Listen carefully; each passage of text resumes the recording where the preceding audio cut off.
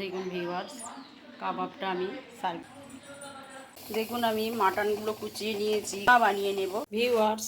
আমি দেখুন কিমাটা বানিয়ে নিয়েছি, একটু ধনেপাতা নিয়েছি, পাতিলেবুর রস নিয়েছি, ধনিয়া গুঁড়ো নিয়েছি 1 চামচ, লবণ আছে স্বাদ মতো, সামান্য হলুদ গুঁড়ো 1 চামচ, শুকনো লঙ্কার গুঁড়ো আর হাফ চামচ আছে হাফ চামচ আছে জিরে গুঁড়ো।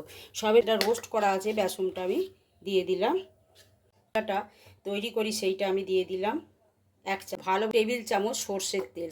যখন আমি ছেঁকে আমাকে দিতে হবে, আমি জ্বালিয়ে দিলাম। স্টিপারটা হয়ে গেছে, তুলে দিলাম। একটা কাঠি নিয়েছি, এবার আমি কাবাবগুলো বানিয়ে নেব।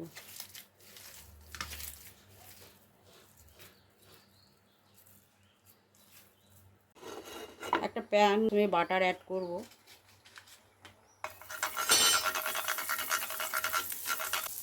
এইবার কাবাবগুলো আস্তে আস্তে দিয়ে দেব। দেখুন ভিউয়ার্স, একেবারে ভিউয়ার্স কাবাবগুলো আমার একদম